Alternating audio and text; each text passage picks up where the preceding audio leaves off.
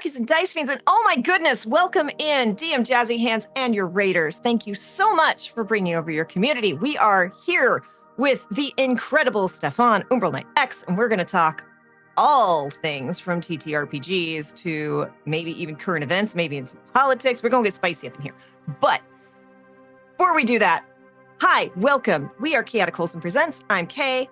David is this side. This is David, my co-host. We run the Tuesday Table Talk Show, where we do all things TTRPGs from indies to intersectionality. And this week, it's a little bit lighter. Thursday, Friday, we're going to be streaming Baldur's Gate 3 here. It is David and I's first playthrough. We are doing the entire thing on stream, and we are playing characters from our home game, so it gets pretty heckin' wild. But before we jump in and introduce our guest, David, who the heck is you, and what the heck is we doing here? Hi, I need to do inventory management and housekeeping off screen for Baldur's Gate 3 because that's not fun at all.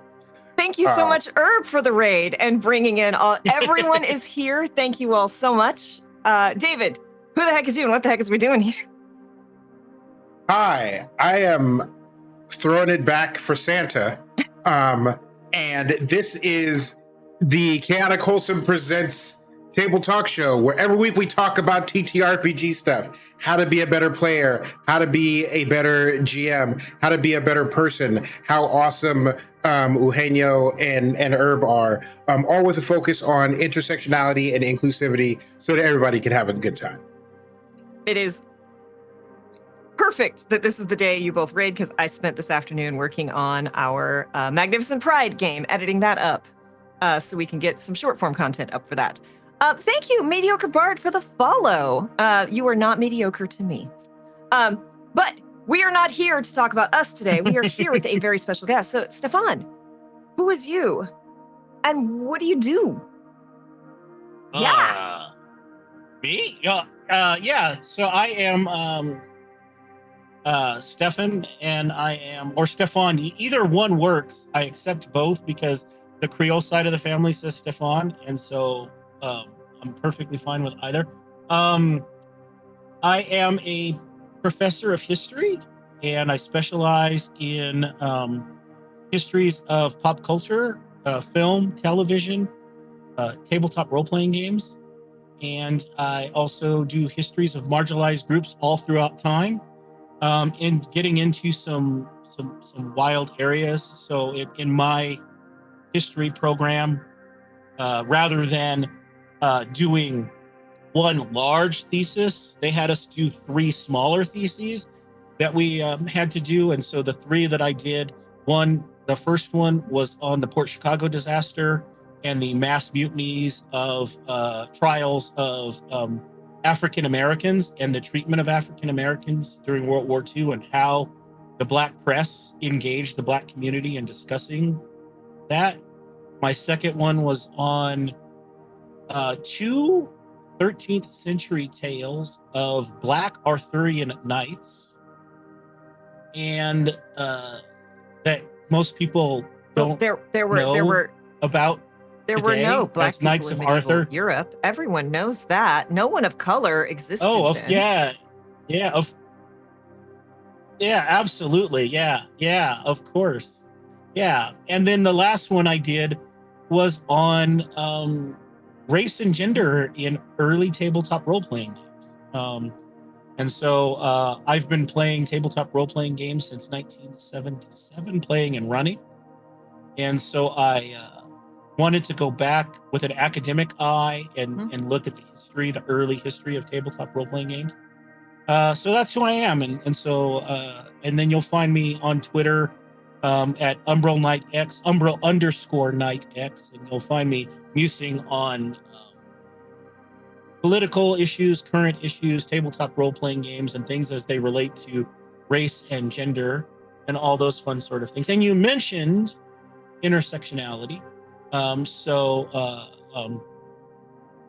The question to the class is if people know the origins of that term and its roots in the beginnings of the 3 most feared letters in the English language, CRT.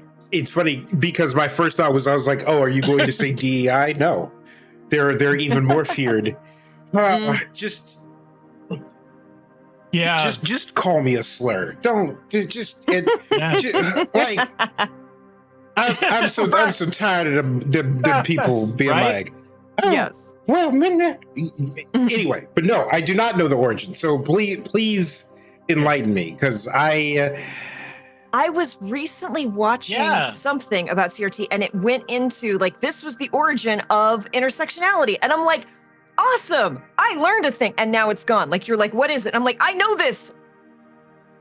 Yeah. So if you watch, and I will give a shout out to Legal Kimchi over on YouTube. He has a wonderful, amazingly well-researched video on critical race theory, where he discusses this very topic. But in a nutshell, in a very brief nutshell, people get what CRT is and what intersectionality are wrong all the time. Ultimately, in a very brief sense, CRT was a group of various scholars, law scholars specifically, legal scholars, who wanted to dissect certain things. So like segregation and legal cases in the United States. And where we get the term intersectionality from is from a Dr. Kimberly Crenshaw, when she basically is examining two cases in 1976. The first one is DeGraff and Reed versus General Motors. The second one is a case called Payne versus Tavernal. And in the first case, a group of women, Black women specifically, were suing General Motors, saying that General Motors discriminated against them in hiring practices and promotion practices. And so General Motors' response was to demonstrate through its attorneys that it had not discriminated against Black men, and it had also not discriminated against white women. Therefore, it could not be discriminated against Black women because it didn't discriminate against Black people, didn't discriminate against women. So the court ruled in that particular case that Black women were not a separate class, and therefore General Motors was not discriminating against Black women. In the case of Payne versus Tavernal, you had a group of Black women again making a lawsuit, and they wanted to roll Black men into their lawsuit in that case. However, a different court ruled that they could not roll Black men into their case because Black women were a distinct class. So you can see that in 1976, we have these two conflicting rulings that come out. And so Kimberly Crenshaw is looking at these two cases, and she's basically in kind of very dense legal language saying, what the fuck? And she basically then coins this term that you hear today,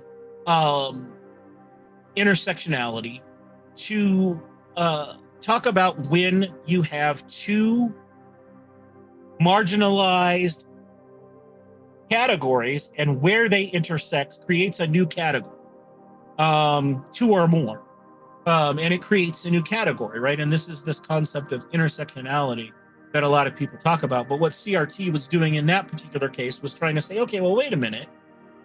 How come when it comes down to this particular issue of race, critical race theory, do we have these two very different rulings from the American court system, right? And what CRT is really about, it is a legal framework to question and interrogate what is going on in the legal system when it comes to race, and saying, hey, what's going on here? Why these differences, and what should we attribute that to? What questions should we be asking, and what can we do about it? It is not trying to teach your children to be ashamed to be American.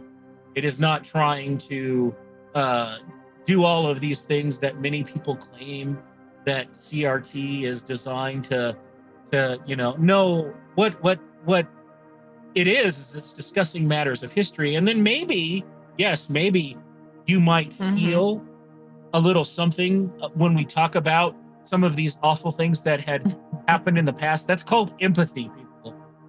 And we hope that human beings have some of that, because when they don't, really bad things happen. What's the tweet? I don't know how to explain to you that you should care about other people.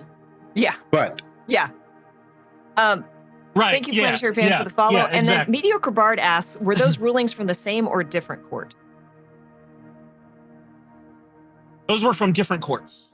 As we can see, the court system, and it still happens today, right? We get very different rulings from the court. And the root of what Kimberly Crenshaw was doing was like looking at those cases and then trying to find out, okay, why did they come to those? Why did these different courts come to those rulings? What were their justifications, and what impact did that happen?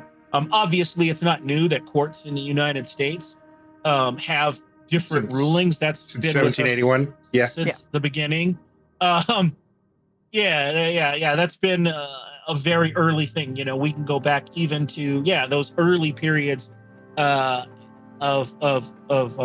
American jurisprudence, and we get very different rulings, and we get constantly shifting rulings. Right, we get that period very early on in the United States where we start to develop where we are now, and we start to see the language shift, you know, in the early United States in that very time frame you just mentioned in the late 1700s, where we shift from talking about people as European or Scot, and we start talking very specifically about them as white. We see the first origins of that language in 1791 comes out. White becomes the new language that's used in rulings, and other things that aren't new, right? That we see reflections of today, right? We have our lovely law in Texas that tries to pay bounties to people if they report those. They can basically sue someone for getting an abortion. And that's not new because, you know, in the early United States, we have documentation that demonstrates that you could report someone who was in a engaged in miscegenation or an interracial relationship, and there was a bounty paid, and that bounty was divvied up into thirds. 1/3 was paid to essentially the quote unquote estate, and 1/3 would be paid to the church, and 1/3 to the person who dropped the dime. You know, so it's very American. One thing that particularly irritates me about the discourse about CRT, and I understand that anything that certain interested parties who are trying to advance an agenda will latch on to whatever language, whatever branch, whatever thing they can get their claws into. But what irritates me is that CRT is a matter of scholarly research. It is for the experts, for the scholars to discuss and break down and advance research on. Not anything I understand that I am a commoner, that I am one of the peasantry. But there are so many scholarly things, so many things done by educated experts that are not for me, that I don't have the tools to understand. And we could get a mathematician with autism in front of a board, scribbling a bunch of things that aren't numbers over all of the walls. And I would sit there and go, oh my God, what could this possibly be? And they go, well, this isn't for you. This is for the 7 other people on Earth who are researching this very specific thing. And it's the same thing with history. It's the same thing with law. There are some really esoteric discussions that are happening that aren't for the general public. This is where the nuance is so important, and of course is completely lost in a lot of public discourse, is that CRT is quite literally a graduate level legal framework, right? This is something that you are going to learn in law school, right? You're not going to learn this in But it's Adams what they're Elementary teaching or our wherever first they're at, graders right? so that they'll hate you're- themselves. PS 138 ain't teaching CRT. exactly. Right. No, now, the products of some of the things that have come out of CRT, you might find in some K through 12 curriculum, right? Some of the products that have come out of that and the questions that have been asked, you might find, but you're not going to find actual CRT in a K through 12, not even in an undergrad college classroom are you going to find them actually delving into CRT. Again, the products of CRT, absolutely, but not CRT itself. Like, you're going to be going to a graduate level law school, maybe a graduate level history program, something like that, where you're going to be talking about elements of this framework. But of course, it's an easy buzzword, and it's, we love acronyms, and it's easy to attach a set of ideologies to it and then use those to whip a particular base into a feather that's already predisposed to being upset about these things. You can just throw a little bit more gasoline on the fire. So, there we are with that thing. But I always love to throw that out there when I hear people bring up like as you're doing, I'm like, oh so. yeah, it was the two different legal cases. That's right.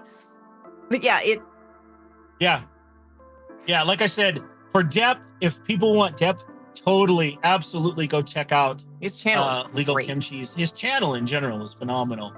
Check out that video by him, and his most recent one on which does a beautiful job of and how people process information and how we process what we're supposedly learning from people on the internet. And he includes himself in that, as I include myself in that. I have been a community people. manager since before Facebook existed, which, we are community ambassadors, but we're also part of the marketing team. We're also part of the comms team. We do a lot of PR stuff, and I know those tricks real well, because when you're trying to not have a bunch of angry gamers blow up and scream at you, you pick your words real carefully. Look, we are still living in Edward Bernays' work. And if people don't know who Edward Bernays is, I highly recommend you go look that dude up, because he writes the handbook on public relations and propaganda in the 1920s. And he becomes the guy right now. If you are watching political rallies, if you're watching the Republican National Convention, if you're watching the Democratic National Convention, if you're watching any sort of advertising, you are quite literally watching Edward Bernays at work, right? Like in the early to mid 20th century, he becomes the guy who crafts what is still used today to influence people, and he lays out the guidebook, so much so that not only do politicians to this day use him, the CIA use Edward Bernays to help overthrow Guatemala, all in the name of what used to be the United Fruit Company, but today is Chiquita. I was just going to say, I was like, so we can have more bananas. So we could wipe out the bananas that actually taste good. And then if you see a woman smoking, you can blame a huge part of that on Edward Bernays, because prior to his ad campaign, women didn't smoke in large numbers. It was unladylike. And the tobacco companies are like, hey, bro, can you give it? There's like half the population we're missing out on here. And his ad campaign, masterfully, if you want to, put it in that term, but it's effective. He associates smoking with making Women's Fun Slim. fact. He, with weight I loss. forget, he either forbade his wife from smoking or whenever she smoked, he got really angry at her. But he had a problem with his wife smoking. Yeah. Which, wild. Yeah, yeah, Edward Bernays, like totally a case of of do as I say and not as I do, because he knew exactly what he was doing. He knew that smoking was not a good thing. He knew all of these things he was doing, but he knew how to manipulate people, and so scary guy. And like I said, to this day, his techniques are still used to influence all of us. I'm excited because I like to think of myself as pretty well educated on a lot of topics that aren't mathematics because I'm bad at math. But as about as educated as a layperson can get. But we have an actual expert, an actual historian. And when I think about TTRPGs, my experience with TTRPGs between 1998 and like 2017 was me sitting around with a beat up copy of the second edition of Dungeons and Dragons, and a couple of weird white guys. And we hung out and we did the thing. But the rest of the context around it is lost on me because every time I walked by a gaming store, there were a bunch of white dudes, some of them unwashed, where I'd look in, I'd be like, they're not gonna let me in this smoking club. I'm not allowed. Like if I set foot in this pool, they will drain it and wash it. Like, so as a historian and someone who specializes in TTRPG history, like give us some lesser known tidbits about TTRPGs through the different eras, because there have been different eras of TTRPGs. Yeah, no, absolutely. So what I did initially, when I wrote my first thesis on tabletop role was I started looking at it through the lens of race, because that was my experience largely in, starting play in the late 70s and through the 80s, was that the overwhelming majority of TTRPGs were white. I wanted to go back and kind of examine that. And then as I started to, it really started to become apparent to me that I needed to add gender to that, because of course, very early on, the overwhelming majority of players were also male. And so it's really, really hard because there are no hard demographics. It's not like there were a great many polls, and when they were, the polls were very small scale. In all my research, you can find an occasional poll in some of the magazines. So like Space Gamer, Fantasy Gamer, that was put out by Steve Jackson Games for years and years and years, at one point had a small poll. And I think the respondents were in the hundreds, right? Mm-hmm. Like we're talking about a niche within thing. A niche. Even to this day, TTRPGs, a niche within a niche, right? And so most of what we have data-wise is we have visual data. So we can go back and we can look at pictures and video of gaming conventions, large gaming conventions like Gen Con and several others, and we can look and see who's in attendance in those videos, right? Mm-hmm. And it is, John Peterson, who wrote the book Playing at the World, which is a massive, like almost 700-page tome that traces the history of tabletop role-playing games going all the way back to like roots in chess. He details in there that demographics for tabletop role-playing games in the early years are white male middle class. And that's everything my research pointed to, very much so.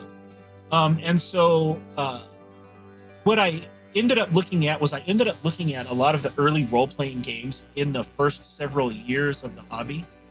And then I picked Dragon Magazine because Dragon Magazine was, of course, the kind of premier trade magazine of tabletop role-playing games. So I literally went through and I looked at Dungeons and Dragons, Traveler, Tunnels and Trolls, several other early games, Gamma World, and all of those, Roll Master, and many others. And then I looked at all of games I was familiar with because, I had played all these games early on. But I also looked at Dragon Magazine, and I went through every single issue for the first 10 years of Dragon Magazine. And I'm like, as part of my research, and what I wanted to look at was the treatment of race in these things. I wanted to look at the treatment of gender. I know it will be a shock that it's not good. People of color are largely absent, except for certain blips where we get things like Oriental Adventures, which was so well done, coming along, or the 80s were a particular animal. And then also we had this the overwhelming majority of people of color, actually, interestingly enough, in this time frame, we had the Marvel role-playing game. And the Marvel role-playing game, one of the things they would do in Dragon Magazine, they had a section within Dragon Magazine called Ares, and that particular section dealt with, because of course the majority of stuff in Dragon Magazine dealt with, shocking, because it was published by TSR, with Dungeons and Dragons, right? But in this Ares section, they dealt with their non-Dungeons and Dragons game, their sci-fi stuff, Star Frontiers and the Marvel role-playing game. The overwhelming majority of people of color that you find in the first 10 years of Dragon Magazine are in that section, because what it is it's them statting out characters from Marvel comic books. So it's Black Panther and Falcon and all of these characters being statted out for the Marvel role-playing game in these books. And that's where you find the majority of people of color. You do find a few other instances outside of that, but again, they're not favorable. They are very kind of very tropish images of, there's one that comes to mind where you have a white character who's wearing very traditional kind of European style garb, where he's got on a helm and he's got on armor and a sword, and standing next to him, you've got a black character who is in leopard skins holding a spear. Yikes. That sort of thing. And that was a lot of the presentation. There are a couple of exceptions to this. One of them is a very brief little section that's actually written by a Black science fiction author. But other than a couple of exceptions, that's what you're going to get in the early years. For women, not much better. Repeatedly, the ever popular chainmail bikini and boob armor and all that kind of thing. And then I find a couple of interesting discussions about the placement of women in the game setting, but largely these pieces are written by men. One of them is trigger warning for sexual assault. One of them is particularly about sexual assault and its prevalence in, of course, they're using the R word, its prevalence in TTRPGs, because in the late 1970s, a man by the name of Gary Allen Fine, who was a sociologist, he did the first ethnography of tabletop role-playing games, where he basically joined several role-playing groups, and just kind of took notes and studied what they were doing. Several clubs and groups around. And one of the things he talks about, he wrote a book on it called Shared Fantasy. And one of the things he wrote about was that he wrote about the overwhelming prevalence in across these groups and in multiple different role-playing games of sexual assault by the predominantly male gamers. It was just like a very nonchalant thing, and then so there's a response in Dragon Magazine, not directly to that, but basically saying that, hey, this is something that doesn't have any place in tabletop role-playing games, and the fact that Dragon Magazine was addressing it kind of says to me that they thought that there was a wider issue, right?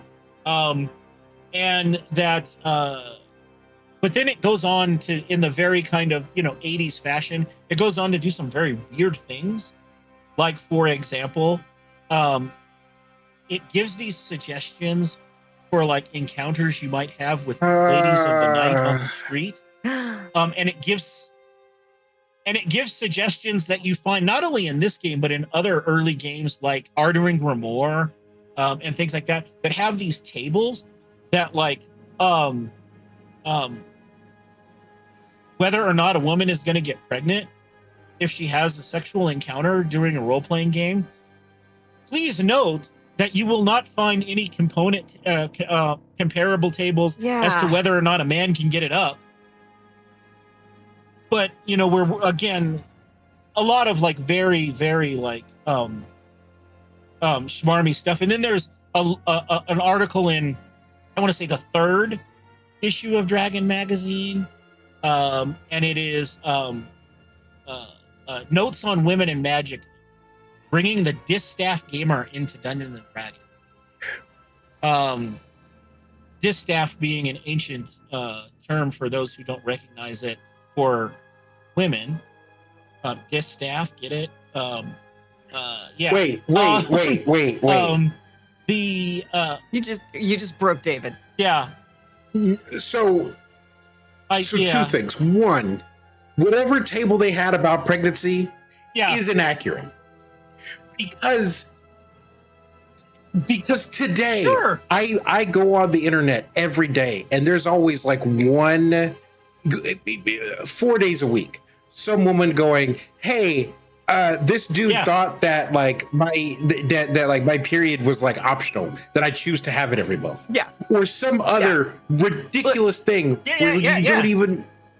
Let's talk about. Oh, absolutely. Let's talk about the straight male heroes of the post-Roe era who have their birth. They've downloaded a tracking app, a period tracking app, a fertility app. Yeah, I've got Clue. And guess. Like, gosh, yes. I think the period would happen now just to mess with the data, to make it harder. I got mine bi-monthly. Yeah. I'm bleeding all the time. It's amazing. You have no idea what you're doing, and you are using it for good. And thank you. Cool. And this comes out of, like, in the 80s, in the late 70s and early 80s, early role-playing games were very, very big. A lot of them were very, very big. And you can go and pick up like a copy of the first edition Advanced Dungeon Master's Guide, or any of the games of that era. And one of the things that developers were trying to do at that time was come up with a rule for everything. And so you could find some of the oddest tables for some of the strangest things in early role-playing games where you're like, why? Why are we even like, but there it is. Like, and literally, in Ardering Grimoire, and in this thing, there are these, like, it's a suggestion in this article, but the table actually exists in Ardering Grimoire, which, for people who don't know, was kind of an early offshoot of D&D. And it's like, say what now? So, one, they're wrong. Whatever table, wrong. Two, they used a slur in the title. They do, look, for people who don't know, I don't use them, but I take great pleasure in discovering like the ancient, like unearthing old timey racial slurs. I love them. They're awful. They're terrible, but I find them hilarious. And this staff, Well, when I tell you that I hadn't heard that, And now I'm gonna hear it all the time. oh man, so much. it was a standard term for women for a very long time. Just a general term that was used. And of course, they're trying to insert a little bit of wit into this article, which then goes on to introduce what eventually will develop later on into the comeliness score in later versions of D&D. Mhm. But it's beauty, the beauty score, they call it in this version, and for female characters. And then it goes on to give certain abilities based on your beauty score. So for instance, only ugly women could use, who had a of course, the D&D standard, right? You have your your midsection there of like 9 to 12 that's average, and then if you're above or below that, right? If you're below that, you're ugly, and only ugly women can use the horrid beauty spell, and only beautiful women can use the seduction spell. And finally, and most importantly, men writing articles about women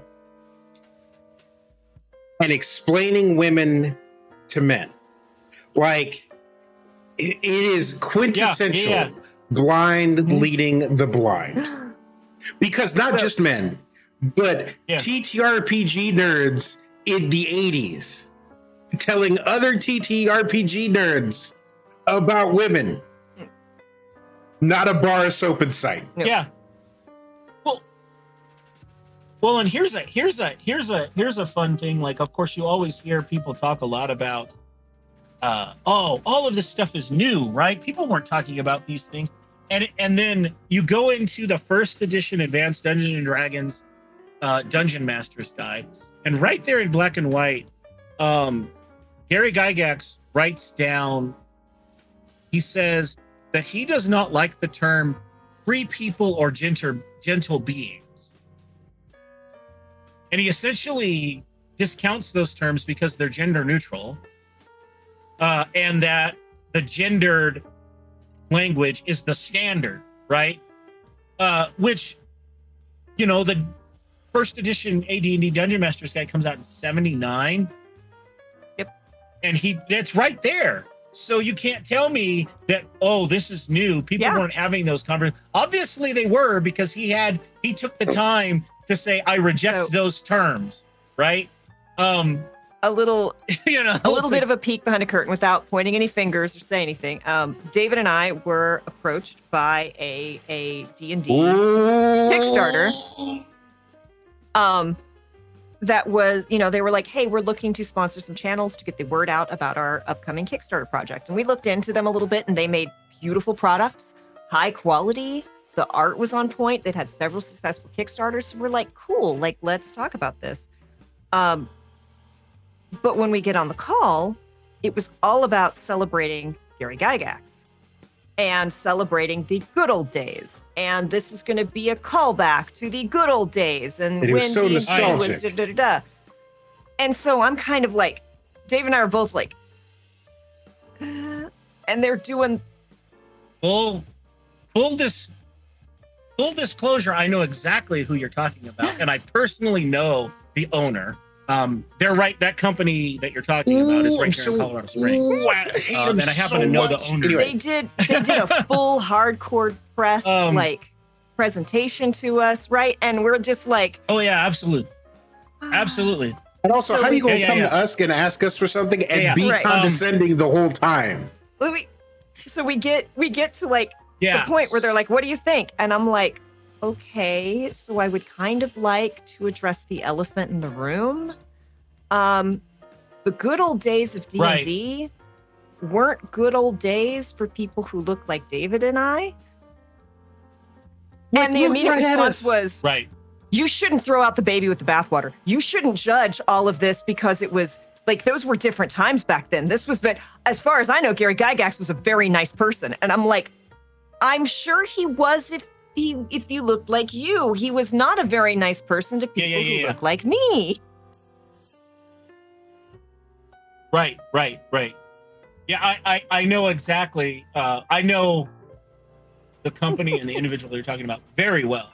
I've actually even done some work other for them project myself. maybe, but I was like, this full is disclosure, not the project for our community, my friend. Yeah. Their setting, which I've done work for, because they and again, being fully upfront and fully disclosing, they are working on a setting that is centered on Africa, as an analog of Africa. So they came to me as a consultant on that, and that's still in process. So we will see how that turns out. Good. Okay, good. Good so far. Because we've had many people who like behind closed doors through whisper channels, like, hey, I was hired to be a like sensitivity reader on this, and they're like, oh, it's done already, we're just having you read this so that we can say that you read it. Yeah, it is definitely not definitely not done. It is still in process. And I am hopefully this will remain the case. I am intimately involved in it, in the building and in the right process direction of it. Yell at the right people. Because we did also get the lecture on why he built racism into that world, and I'm like, great. Yes. And I've had that conversation with him, and I am so that's one where I am of a particular mind, because I think there can be a utility there if it's done correctly. And I've had a lot of conversations with the owner of that particular company, ultimately, because like I said, I know him fairly well.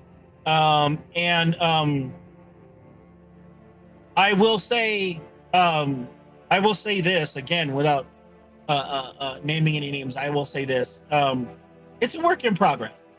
He's coming along. To steal a phrase from another D&D personality, like David and I do definitely to a certain extent grade on a sliding scale, right? Like yes, there was racism and there was sexism in early D&D, and we're not going to delete that. We're not going to pretend that wasn't there. Yes.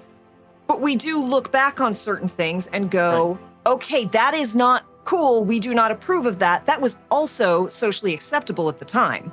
You know, I grew up in an era when 100%. You called people gay on the playground, and that was normal and fine. And that is not the world anymore. And no, that was never normal and fine. It should never have been, but that was just the world that we lived It's in. Almost as if language grows and changes over time. So my favorite thing about the sliding scale is, and like, you know, looking at history, and I'm sure you've experienced this way more than I have, is all the people who are trying to justify the racism and slavery and all the other like terrible things that happened in the past by going, oh, well, it was just normal at the time, completely ignoring that at every stage in every country, there was a movement to stop the horrible things that were happening. They were like for one, the slaves weren't happy about it. And there were abolitionist movements. Yeah. Look, we're not talking about Kanye, okay? If you watch certain films, they'll they were so happy. I grew up in the South. Oh yeah. They were basically family. Yeah. If you watch the movie Gods and Generals, for example, and if you watch the director's cut of that, that's nearly 5 hours of your life you're not ever going to get back. The black people who appear in it are supportive of what's going on, and they're happy, and the Confederacy is, doing its thing, And exactly. So very quickly, my favorite little sort of like little capsule of sliding scale is H.P. Lovecraft, because in like the 19 teens Sure. and the 1920s, obviously everybody was racist against black people because this is the United States. So when the people who knew him Yeah. were like, yo, you need to tone the racism down. How racist do you have to be when the racists are saying you're going too far? Yes. And I also want to quickly point out too, like, yeah, we live in an era when people love to scream about cancel culture. And I am very much of the belief that, yes, there are people that we need to deplatform. If they are actively hurting people, we deplatform them. But someone make a mistake or having a bad take and learning and growing, okay, maybe they don't get to be on the front page. You know, maybe we don't retweet them for a while, but someone doing one thing wrong, one little not knowing how. Raise your hand if you've never used an ableist term or a term that was common but had racist roots. If you've ever used cakewalk, you're guilty of it, right? We don't attack people for that. We correct them. And if they learn and move forward, we let them learn and move forward. And so I just want to circle back with, you know, this person. Again, Dave and I were like, this project is not for us, but we're not out here going, heck, this person, absolutely. They are fill in the blank because, again, while they had a strong stance of what we're doing is this is totally fine. And we're like, cool, it's not totally fine for us. They're learning, they're growing. Yeah. And it is a process. People don't wake up overnight and know. I think there's a couple of things there, right? Like, you're absolutely right that, like, you know, the guidepost for me is, are we talking about an incident or a trend, right? If we can see a pattern of behavior and it's bad behavior as a pattern, then we've got a problem, right? The other thing is that, like, you know, look, I'll be right there in line to call Gary Gygax out on various things, right? And I think a lot of that is warranted, right? But also, I've had the opportunity to briefly, not like to briefly have some discussions with Luke Gygax, who is not like his brother Ernie. Luke seems very chill. That guy. I've never met him. To have some, to talk to him and to talk to at a con, he and his daughter were at the booth across from us. And I also, you know, want to put out there that Gary Gygax, for whatever his faults, was that guy's dad, and he was that girl's granddad. He was a human being. He was a flawed human being, and you know, we can cast stones all day, but Luke Gygax, who, again, I've only spoken to him briefly, not in any in-depth thing, very much believes in the good things about the legacy of what his dad helped create.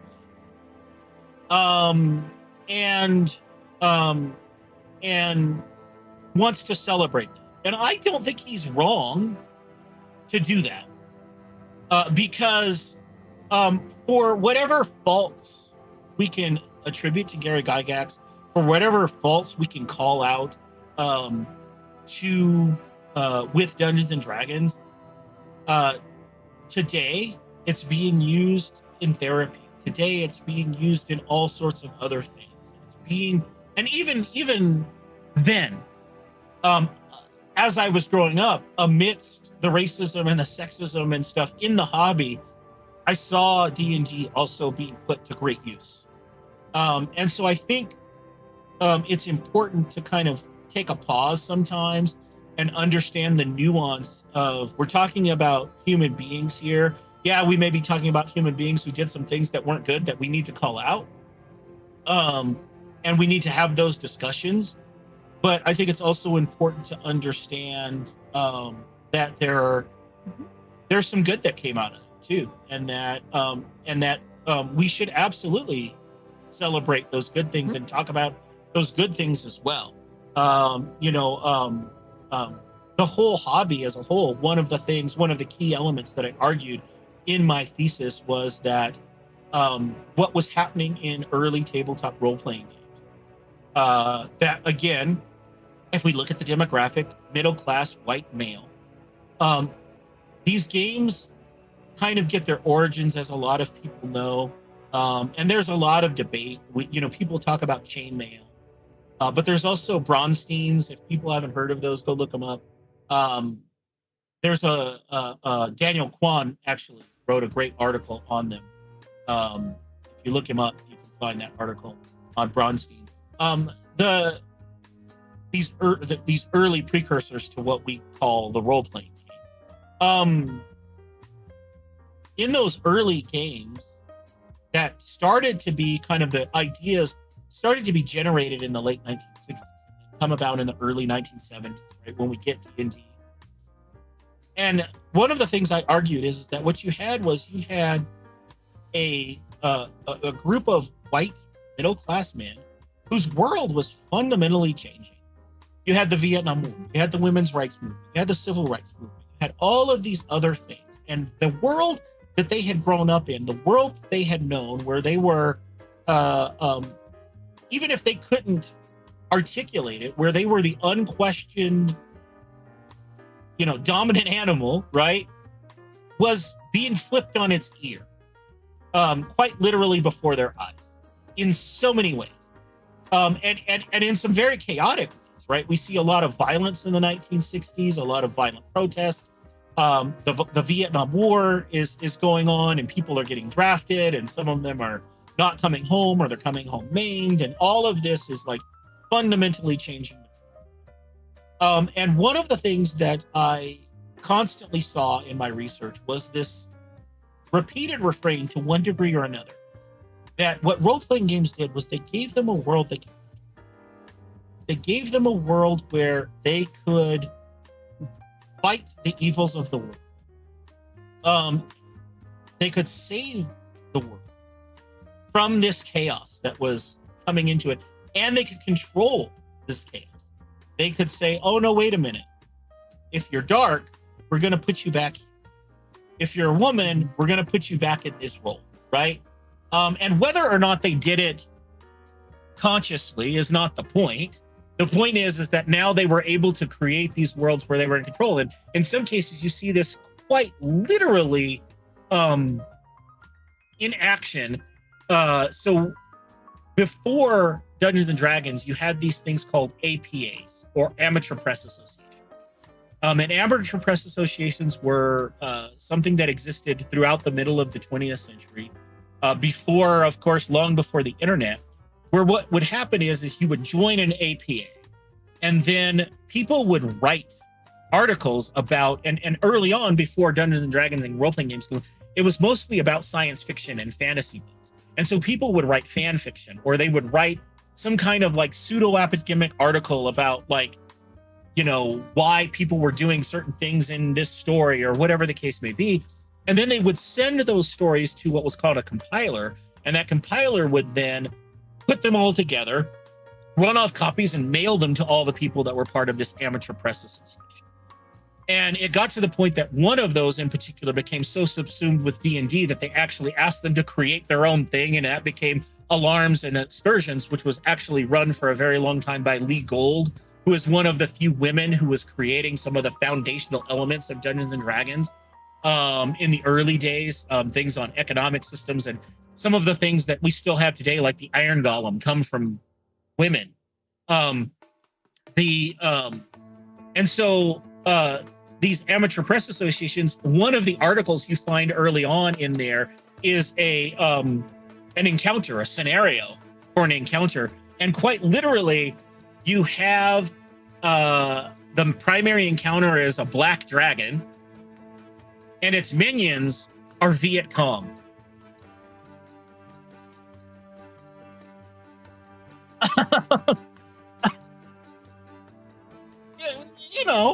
But again, so I put all this together, and so the argument, one of the primary arguments I'm making is that part of what they were doing was they were crafting these worlds that allowed them to escape from the chaos of the world around, the world that was, they were watching change in some very drastic ways in a really short period of time, historically speaking.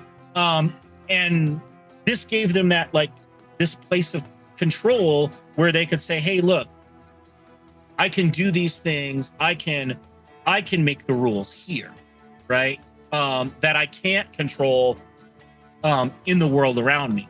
And again, while there's a lot of ugliness that comes out of that, we also get a lot of good things too that come out of, like, the storytelling elements that come out of these, like, early points of the game. So yeah, I think it's, like, so critical to criticize and call out those negative things, but also to acknowledge the things that were done that put us where we are today. I think it's really fascinating that you mentioned that they played these games to control, because everyone I play with now and every discussion I've had with, it's always been about exploration. I sit down and like with Q, with Body and Soul, like it was always the discussion of exploring how people would react in these times, how the gods would react in those times. I did a zero session over the weekend, and everyone was curious and interested in exploring not just the world, but their characters, and through their characters themselves. And that has been my experience in the space. It's not necessarily like slaying the big black guy at the end and the VC running around. Yeah. Well, and it's super important to, I think, to acknowledge that in early role-playing games, and certainly, you know, when I'm speaking here, I'm speaking in some sort of, like, broad generalization, right? This wasn't everyone that was playing games at the time, right? But it was considerably more popular in early tabletop role-playing games, particularly Dungeons and Dragons, that they were adversarial. That you had a GM who was trying to kill you, and you kind of took and, like, playing, when I played, it was, for me, early on in my early years, like, I started playing in 77. I was 7 years old, and I came home with this box, and I grabbed a friend, and I was like, look, we're gonna make these characters and we're gonna play this. And I didn't know what the I was doing. I was just going for it, right? And, you know, so, like, it's 1977, and I had lightsabers in my game because Star Wars had just come out, and I thought they were cool. I didn't know. I was doing it, right? But, like, when I started to get into the wider scope of games, what I discovered was that, like, the standard was, in a lot of places, was that you were playing these games, and the GMs were throwing deadly monsters and traps, and you were trying to figure out how to survive it all. So it was like, you know, and I liken it. It was fucking tabletop, it was a meat Dark grinder. Souls. Like, you were trying to fucking. It was a meat grinder, but the challenge and the fun was, could you survive it, right? Like, could you outsmart what the GM was throwing at you in these games, right? And that's the way everything. It was like, again, and you had, like, very early on, like, you know, you go to, like, the early iterations of Gen Con, and it was all about tournaments, right? It was about you meeting certain goals within a scenario, and how many of you survived. Did you manage to capture these treasures? Did you manage to capture these things? It was a very, like, structured and regimented thing, and a point system and the whole 9 yards, right? And that was the paradigm. So that was the approach that people came into a lot of games with, right? Was that it was a challenge, it was adversarial, and that you were trying these things in that way. And it's not until much later, when we get into, like, the 1990s, that we get, like, White Wolf games, right? White Wolf is hugely instrumental in doing two things.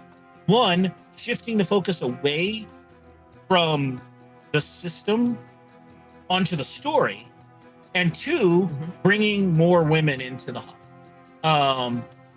huge impact that the White Wolf games, Vampire the Masquerade, Werewolf the Apocalypse, Changeling the Dreaming, all of those have a huge impact in making those particular changes. And they're not alone in that, but they're like they're the at that time frame, they're the biggest in making that kind of shift, right? And that changes fundamentally, then I think sets the groundwork for what we see later into where we are now in games, where you have a lot more emphasis on cooperation, and you have a lot more emphasis, not to say that those other types of games don't still exist, because it's a growing macrocosm of things, right? We're not like completely eliminating necessarily those things. We're just adding new things to it, and maybe this over here becomes more popular, or this becomes more popular as we move on. And so you find a lot more cooperative stuff. You find a lot more rules light stuff than you did in this particular time period, where everything was codified, and most of the things were challenges. So and that's kind of the framework that they were in, right? They were building these games in. And certainly, again, not everyone that was playing these games was in that mindset and doing these things. But I argued that it when you look at the early gamers and what they were talking about and what they were saying and how they were crafting games, they really were wanting to create things they control. And let's be honest, we're all doing that to some degree, right? We want to create worlds that look like what we want to see, right? And that's kind of what they were doing. And I argue that like this chaos is what they were responding to. To them, it was just like, what the heck is happening, right? From their perspective, a lot of the early game development companies that you find, TSR, Game Developers Workshop, and all that stuff, are right there smack in Middle America. Yeah, it was so really interesting coming into because I didn't start into the TTRPG scene until much later in my life for multiple reasons, including like I grew up in the Bible Belt. Hey, Lady Luck. Satanic Panic was very much a thing. There were not, Christian schools, so no one played D&D. Like I didn't have the opportunity. And talking especially to the straight white middle-aged dudes, who played a lot in those eras, they were like, well, why didn't you just go to your local game store? And it's like, okay, so there's layers to that. Like number one, Satanic Panic, I would have been expelled from school had I gone to those. Number two, if high school me had walked into one of those stores, I would not have been welcome. And even if I had, and let me be clear, I'm gonna hashtag not all men, because this is not all men, and this is not even all white men, right, who do this. But when a lot of old school, middle-aged and older D&D dudes start recounting their stories of these early epic games, and they were dungeon crawls. They were just slogs. You didn't start at the tavern. You started at the mouth of the dungeon. And they would go into great detail how they went through and they slaughtered everything. And it was a meat grinder. And at the end, they would get a gold and a princess, and they'd decide who got to marry the princess. And I'm like... Gross. Yeah, absolutely. So I am... Number one, the mindless slaughter, there's, because it's usually, we killed all of the orcs, and we all know, or we killed all the drow, and we all know, right? We all know. But then they go through all that, and they're like, and then we get a princess, and so-and-so got to marry her. And that was the reward. And I'm like... Yeah. Have you ever seen the movie The Gamers? If you've seen the I think it's in the second film, there's a great scene where one of the female gamers walks into a game store, and there's all these, and to this day, my wife talks about her experiences in game stores in the 80s, because she's been playing since the 80s.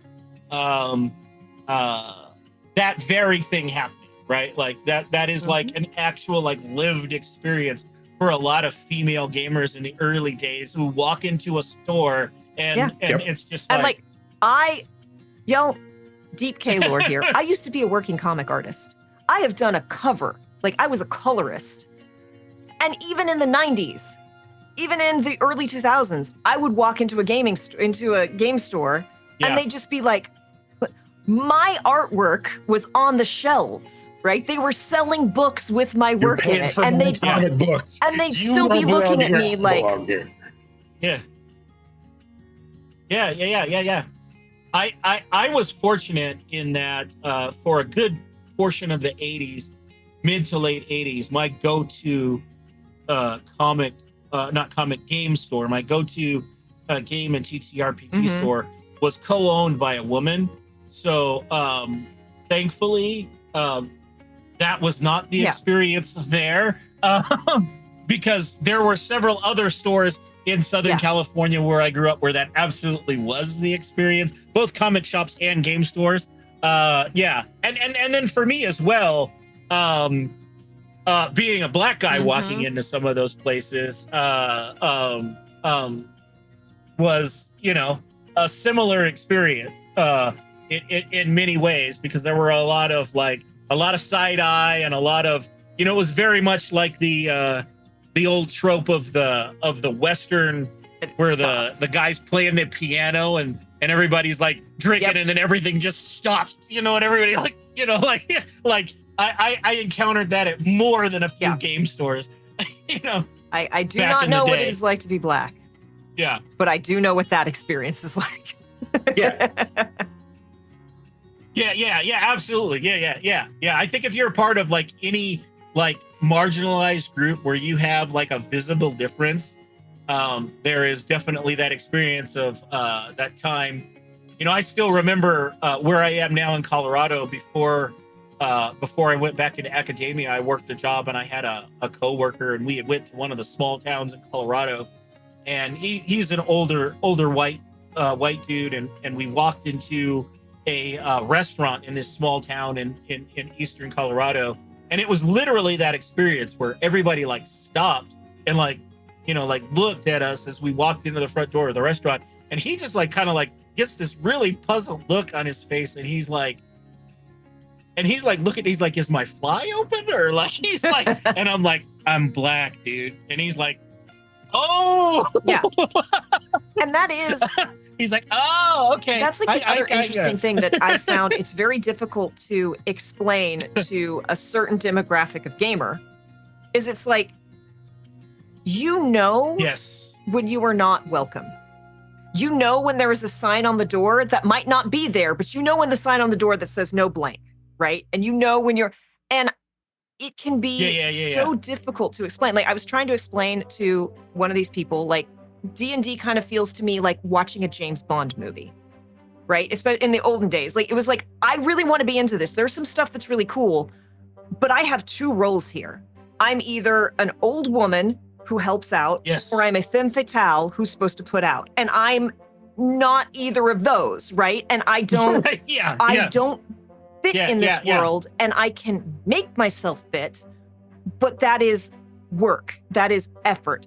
And this person was like, I don't have to fit into anything to be able to play. You don't have to. And I'm like, okay, you just don't get it. And then it turned out years later, the Wonder Woman movie came out, and he was like, and look, I got issues with the Wonder Woman movie. Let me be very clear. It was not perfect, but he was like, I didn't like it. And we started drilling down, and it was just I don't know. It just didn't feel like there was a place for me there. And I'm like, you do get it. Right. You do get it. This is your first time.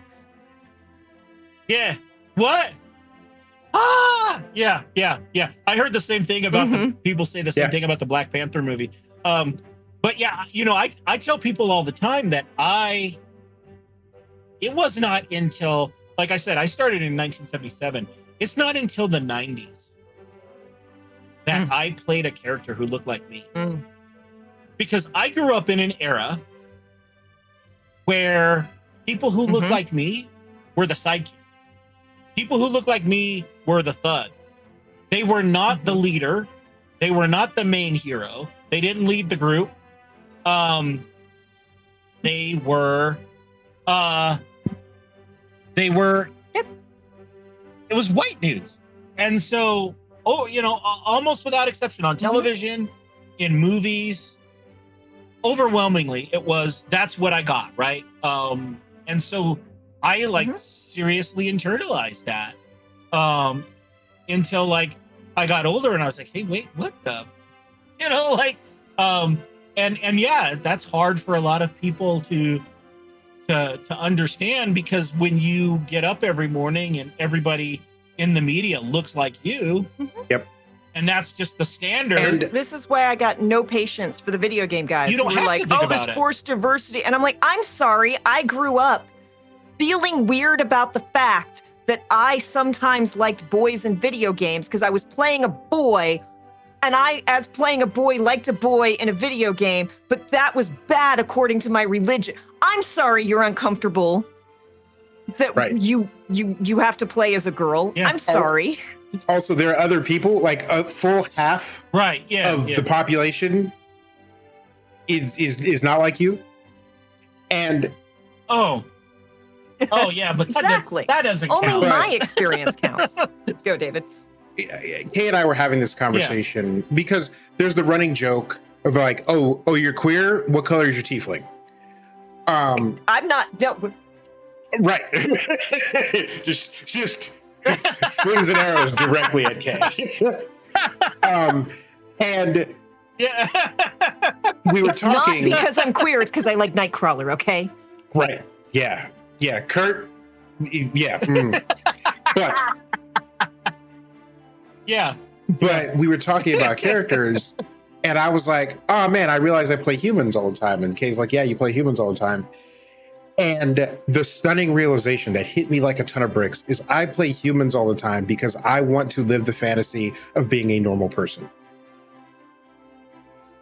I want to live the fantasy of being a full 100% human, not just 60% of a human.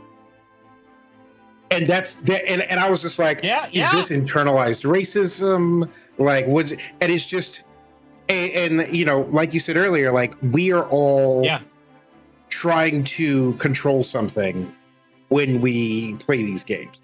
And actually, one of the challenges that Kay and I have, and one of the challenges that I have had in world building, because we do tons of custom settings, is introducing conflict into those worlds, because we don't want to make a world that's broken. We don't want to make a world with racism and misogyny and transphobia and cruelty in general. We don't want to make a world with shitty people in it. And then we end up making a world that looks like My Little Pony. And in some cases, literally My Little Pony. Right. Yeah. And then we got to find conflict somewhere. I tell people all the time, like, so for me, because I'm weird and I'm a historian, I craft my worlds, the my default fantasy setting that I've run through several different systems for the last 20 years is really centered on ideas of racism and the legacy of slavery and the whole 9 yards. And it's like predicated on this idea that the elves and the dwarves enslaved goblins, humans, and orcs for thousands of years, and then the goblins, humans, and orcs rose up and overthrew their oppressors in the whole 9 yards. And I'm like, for me, and I think that's one of the like key things. I'm like, look, I am never, ever going to look at another marginalized person who says, I don't want racism or sexism or homophobia in my entertainment. Like, I'm never going to get down on anybody for that. For me, worlds that are like that feel weird. I get this uncanny valley effect where There's I'm like, something unreal about this. no, wait a minute. Something's unreal here. Something's not right. Like, and it's always like pecking at the back of my head. But I'll never, like I said, I'll never put a marginalized person down who doesn't want to deal with those things, because like I totally get like wanting to not have to deal with that, wanting a place where you don't have to engage in those things and you can set that down for a little bit. I totally get that. And I also understand that like I feel I have the historical knowledge and the expertise to kind of deal with those things in my game and kind of use them as a tool. And I think there are others who exist out there who do them quite well in some role-playing games, and use them as a tool. For example, Chris Spivey's Harlem Unbound, when you talk about H.P. Lovecraft, his Harlem Unbound takes this concept of the cosmic horror and rolls in these ideas of the Harlem Renaissance and what was going on in that time frame that we're talking about, and does a very effective job with it. And I think there are other examples out there as well.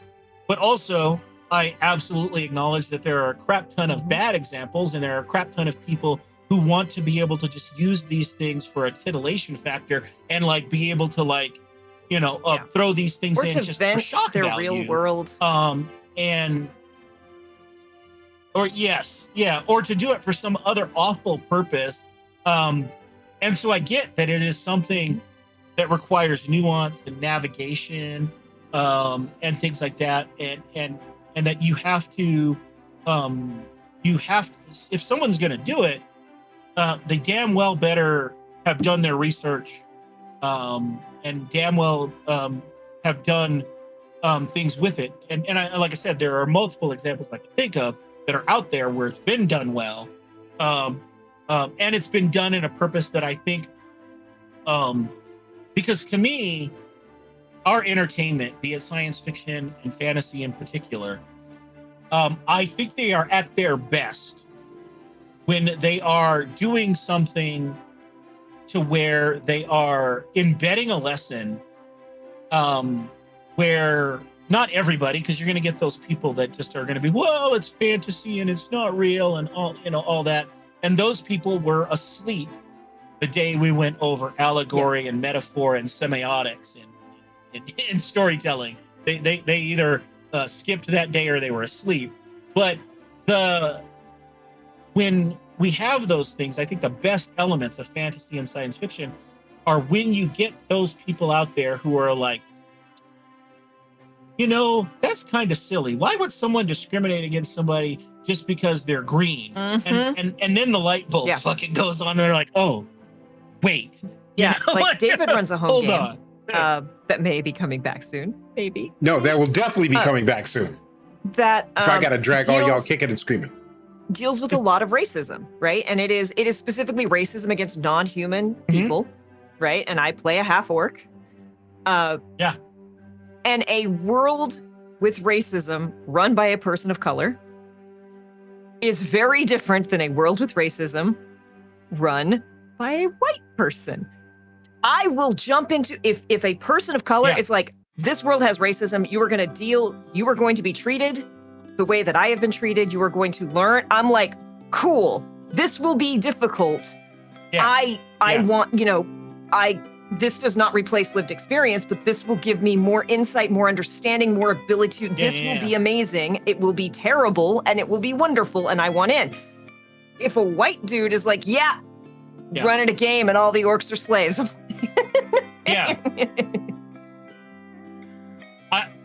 I will throw out one thing. You're not wrong at all, but I will throw out that it is an interesting experience if you ever have the opportunity. Because when we say that, we're talking largely about the United States and Western Europe.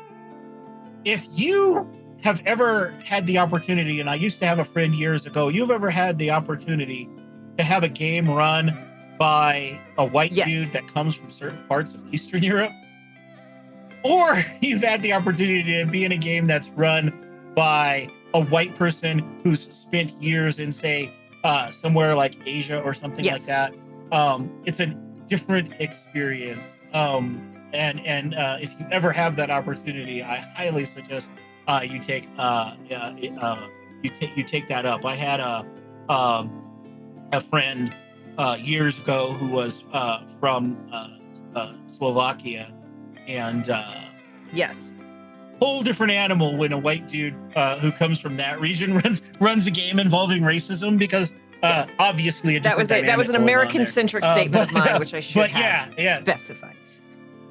No. I mean, also, you can include like the general like Western Europe in there too, because France and the UK and all of those, very similar animals when Yes. it comes to some of those things. As the United States. That reminds in me many of ways. a very important thing that I think is left out of a lot of discussions about prejudice, and that is access. Because I saw a statistic somewhere that's like only 20% of white people have a black friend. And if you look at the map of the United States, that makes sense. Because we're all clustered into a couple of places. Oh, absolutely. And if you're from Wyoming, the one black guy who lives in the state can't be friends with everybody. No. Right, yeah. Right. Yeah. That's grew a up- busy dude. I grew up in Texas. I went to a private Christian school. We had 2 black kids in the entire school. They were siblings, and their last name was White. And so, there you go. And it's the same thing with you hear people toss around like, oh, well, you should just go get therapy. And it's like, for one, do you know how much therapy costs? I was literally on the phone 2 nights ago, and a friend of mine was like, hey, my therapist is now out of network because of shenanigans, and it's going to be $400 an hour, so I can't go. Go book a therapist right now. I did some research for a couple of friends of mine who all needed therapy for one reason or another. And out of 3 different people that I was doing research for, I managed to find one therapist that had a booking within 3 months. 3 different people, 3 different insurances, 3 different networks. Nearly 3 years to get into therapy in New York. Look, if you go get a map of the United States, a political demographic map by county, broken down by county, and you take that map and you go get a map that is going to show you the by-county racial demographics of the United States, and you put those maps side by side, and you're going to look at the quote-unquote, as we call them today, blue and the red areas, and then you are going to compare the demographics of POC. Right. Yep. I don't think I need to tell a lot of people what you're going to see, right? You're going to see gerrymandering. You're going to see that the majority of people of color are clustered in the cities, which are largely blue, and the rural areas, which are largely red. You're not going to find a large portion of POC demographics overall. And Mark, watching on YouTube, he says the challenge of finding a therapist that aligns with what's going to be most helpful for you as a human being. Also, thank you for watching on YouTube. But if I, as a black man, am having if I just got my ass whooped again by a police officer, and I go get a therapist, and a 60-year-old white woman is sitting across from me, we're not going to cover a whole lot of ground. I'm not going to be able to connect with her. And that's not saying that she's not helpful and that she's not sensitive to it, but I'd have a lot easier time talking to a black guy across the table who has at least a roughly similar background to me. I had a therapist for close to half a year before I'm like, it was really awkward at this thing because people were very obviously, there was alcohol and people were very obviously hitting on me, trying to get me to go home. And not only, was I not there for that, I'm also ace. And she's like, oh my God, it didn't occur to me. You've got a minority exhaustion there too, just from that. And I'm like, yeah. Look, if you are part of any marginalized group where there is a visible indicator of you being a part of that group, then you know the nod. You're out in public and you look at each other and you're like, yeah, you're like, yeah, okay. You know that because there are things that you do not have to explain to each other. And it's circling there. back to demographics and where certain people are positioned in the United States. My parents, my dad was born in 1939. He was an adult when Ruby Bridges got walked into a school by the National Guard. He was out of the military when integration was done. And in discussions with him, he's like, "Oh no, like segregation never ended." Like, especially when it comes to education, he's like, "It just got worse." And so when you have a body of people who live in a certain area, and then you have people who have political power all across the country who've never encountered one of these people, who, like you said earlier, only sees them getting arrested, only sees them going to prison for tax evasion, Wesley Snipes, and so on, then they're going to have an image of that whole body of. So for one, they're all going to lump them together, and like that's one of the like every time there's a guy with a rifle at a school, it's always like, oh, this was a troubled soul, and people said that he was great. But if there's a shooting in Chicago or Baltimore, it's, well, they're at it again. Yeah. And so part of white privilege is being an individual.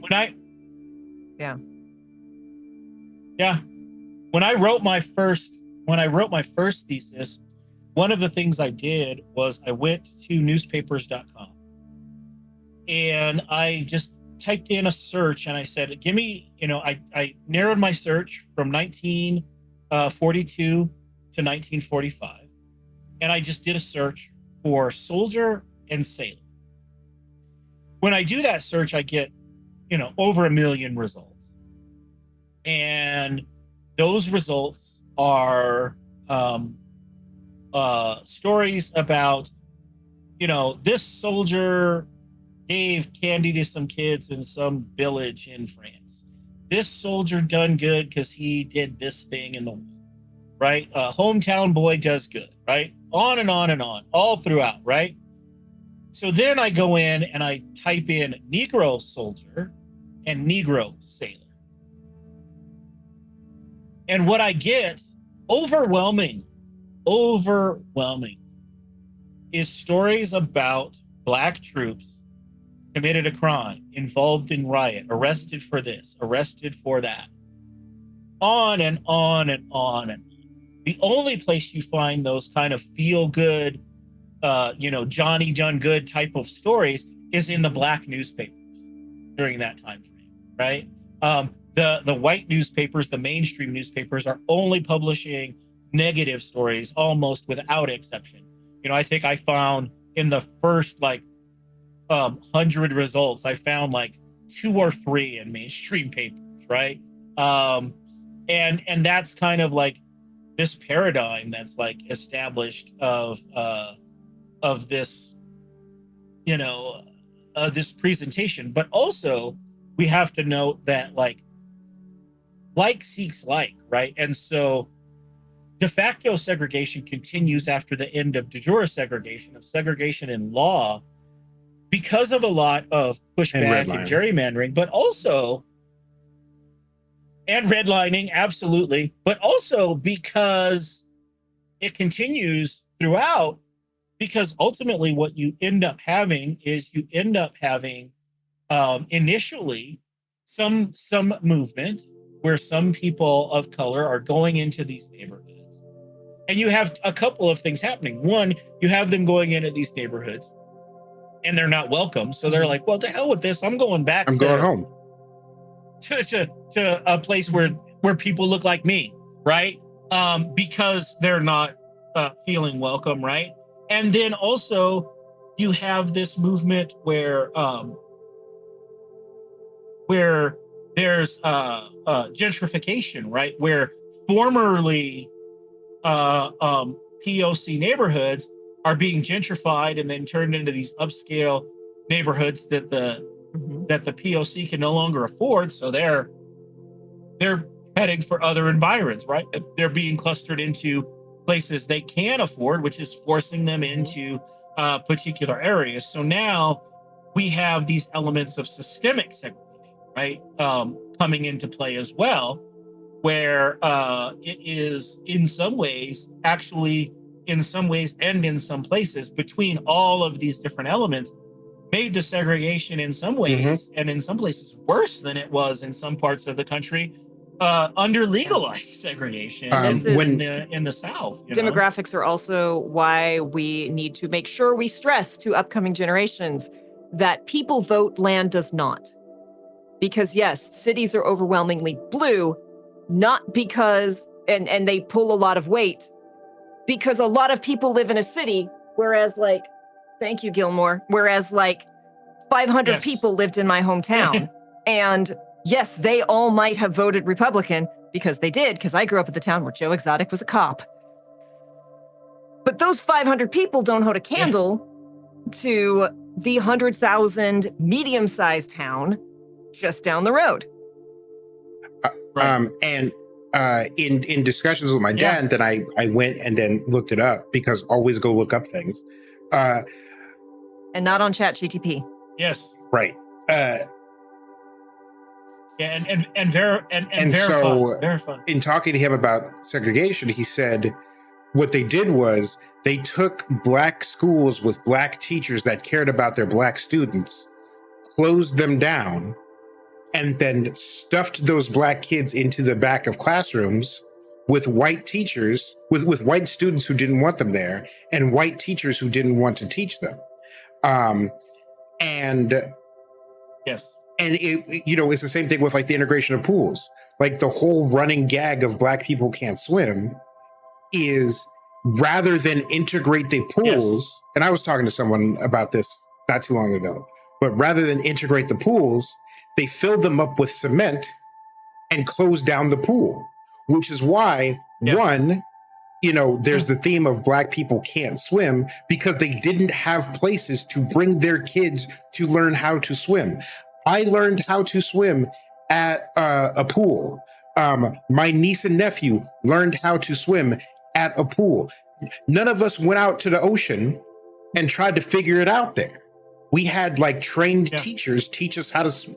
Yes. And then rather than a civic facility that serviced multiple communities and was a part of the fabric of American life 100 years ago, and even like 70 years ago, that went away because of the fallout of racism. And so now if you want to go to a pool, 9 times out of 10, you're going to a gym that you have to pay a membership for. Rex says, and how they knock down middle-class black neighborhoods to build highways. Even worse, go look up how many black towns are underneath man-made lakes. Look, if you watch the show Lessons in Chemistry with Brie Larson, there's a subplot because the neighborhood that her character is living in is a predominantly black neighborhood in Los Angeles, is to this day, where they and one of the subplots of that show is the black people in that neighborhood fighting the 10 freeway, Interstate 10, coming through their neighborhood. And I was like, hey, what the heck? Because where I grew up, my grandmother's house is literally 1 block south of I-10. So, my mother, I was like, hey, have you checked this show? She was like, oh yeah, we used to go down, even though we weren't supposed to, we used to go down to the construction zone where they were building, and that's where we would go play, as they were building that through. So yes, literally, they built that right there through my grandmother's neighborhood, and obviously had to tear down a lot of homes of black people running right through there. Just So progress, two things. right? One, the 10 to this day segregates the city. Like, people in LA talk about Yes. going south of the 10. And south of the 10 is people who look Yes. like us, people who have a Latino background, and so on. And then north is Yep. is people who don't. But People who look the like other me. thing is, Yeah. pull up a picture of the interstate highways in the United States, and like pay particular care to like places like Chicago, Florida, California, and you'll see that like the 10 is a great example, because the 10 runs like this, like it's straight, and then it hits parts where it's like, and that's because they had to run it all over the black people. Yep. Yeah. Why? So of course we build the interstate system originally and starts getting built in the 1950s because we're in the height of the Cold War, right? And we need a interconnected, federally maintained highway system to be able to move troops and material in the event we end up in a shooting, right? And so, we're going to pave these over these very particular places, and run them in a very particular way. And yeah, quite literally, if you go on the internet and you can look up a place in Los Angeles called the South Seas House. The South Seas House sits 1 block south of I-10 on Arlington. That was the house next door to that. There were only 2 houses on that side of the block. The South Seas House, which is a very famous house. It's now owned by the city. That sits right next, and it's got this very kind of sweeping, because it looks like a South Seas kind of bungalow thing. The house right next door to that, the only other house on that side of the block, was my grandmother's house. That my grandfather bought after World War II. I knew it was an Adams. It's Adams. Yeah. Literally, if you go, there's the show. What's the name of that show? The one that was on HBO about the mortuary. Why am I the really depressing why one. am I, the other one? But anyway, the exteriors. 6 feet under. That's the next block south 6 feet under. that they shot. That 6 feet under. Yes, 6 feet under. That's the next block south of my my grandmother's house where I grew up. That house sits like 1 block south. But yeah, my grandfather, he got out, and my grandfather was something of he was a hustler. He played dice and cards and stuff like that. Had incredible luck and skill at pool and other things, and would routinely make a lot of money. He loved taking money off of white officers during the war. And he went to work. He spent a year just playing horses and stuff like that after he got out. And he had enough money. He put a down payment on the house, bought a new car, and went to work for the post office. And no lie, my grandfather would get stopped by the LAPD every single day on his way to work because he had a new car. He was a black man in a new car in Los Angeles. And so he would get stopped every day on his way to work. And it wasn't until finally the postmaster at his branch got on him and said, "Hey, why are you late all the time?" And he said, "Because the cops stopped me on my way to work every day." And it was only because the white postmaster at his branch called down to the LAPD and said, "Hey, this guy works for me at the post office. He delivers the United States mail. Lay off." And that was the only reason he no longer got stopped. This has been amazing. The Lurking Writer System from the UK. This won't surprise anyone, but I've learned more about American history in the last 90 minutes than I probably did in the last 20 years. It's amazing what happens when you get a historian on your show. And I would love to talk for another 2 hours, but we should probably look at wrapping it up soon-ish. Well, you know, if you ever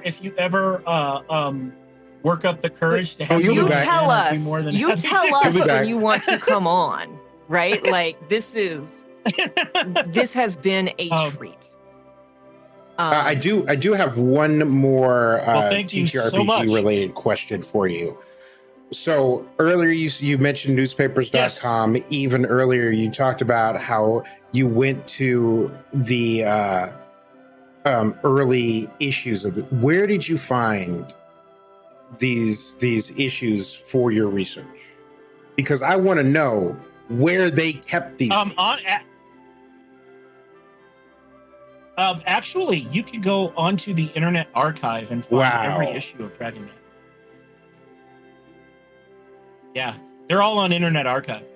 If I have money, I would donate it to Internet Archive because that stuff is so important. Just type Internet Archive Dragon Magazine, and they're all right there, every single issue. And that's what I did. I just went in to the Internet Archive and I was like, what the hell? I like stumbled on it and I was like, what the hell? Just paged through. Like I said, I went through every single issue in the first 10 years of Dragon Magazine. Yeah. So yeah, that was a fun time.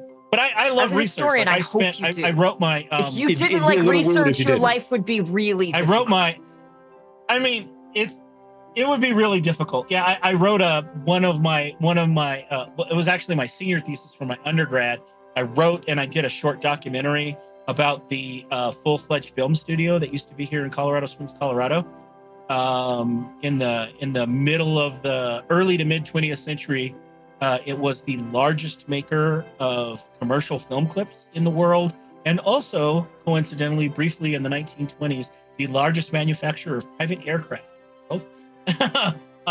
Used to exist right here in Colorado Springs, and I spent like an entire summer in an archive pouring through box after box. But like I'm a history nerd, so like to me that's exciting. Well, amazing. Thank you again for coming on, for sharing your knowledge, and for being so incredibly entertaining while doing it. Like, I try to be. Oh, one thing I should note, I want to just throw out there. Yes, that was going to be my next thing. Is what can we promote? Where can we find you? Yeah. So I will be at Gen Con. I am starting. My plan is to start shooting a series of mini documentaries on marginalized experiences at conventions and in TTRPG spaces. And I'm going to try and kick that off here at Gen Con. So I will be at Gen Con here in a couple of weeks. So look for me there. And if anyone here is going to be attending Gen Con or knows anyone who's at Gen Con, and they want to talk to me on camera about their experiences, I am looking forward to meeting people. But if you want to talk to me just off camera and just chew the fat about games and whatever, history, whatever, I'm also happy to do that too. So look for me there. Otherwise, you can find me on Twitter at Umbral_NightX. I have a Blue Sky account, but I don't check it very often. Sometimes I do. Same thing, Umbral NightX over there as well. Keep your eyes peeled. You'll see me. Hopefully I'll get this documentary thing rolling, and interested, I think, to see, based on what I wrote on early and then my other studies, I'm kind of interested to see. I see all of the stuff going on in TTRPG circles, and I kind of try and keep my ear to the ground, but I want to be able to come at this from an academic perspective and see where marginalized groups are in the spaces now, and kind of get some firsthand experiences and some firsthand accounts of what people are experiencing, seeing, feeling. DC says he hopes to say hi to you at Gen Con, and I do believe that Candace will be there. Oh, so awesome. If the stars align. I will actually be in a actual play on Gen Con TV that Candace invited me to play in on Friday night. on Gen Con Amazing. TV. So keep your eyes peeled for that. Yeah, and chat is just overflowing. We got Lurking Writer and Cato both thanking you so much for sharing your knowledge and your experience. Like, this really has been an incredible discussion, and you know, we talk a lot about how allyship is not a destination. You don't get there. It is taking a step every day to learn a little bit more, to be a little bit better, to be a little bit more aware. And David and I both stress, like, you don't get to proclaim yourself an ally. That is a title that is bequeathed upon you. Yes. And you become that by having these talks. Yes. You're going to mess up too. You're going to mess up too. I'm just going to say that. I mess up all the time. You're going to mess up, right? It's how you it's how you handle that when you mess up, and how you move on from that. Because look, I say it all the time: progress, and if not every perfection. day you're just 5% better, 5% more knowledgeable, that 5% adds up so much over time. You're never going to hit 100%. That's the hardest part. Is the world, especially the world we live in, where everything's changing. You're never going to hit 100%. You always have to be aware that you will mess up. As Mark J says, like the list of the people we trust is written in pencil. Right? Yes. 100%. Yeah, it's not how many times you fall, it's 100%. how many times you get back up. Exactly, Lurking Writer. Thank you so much. So thank you for having for me. Stefan on Twitter. Look for him at Gen Con. And, you know, hey, maybe back here on this channel. Hopefully, we would be Definitely so back lucky here. to have you back again.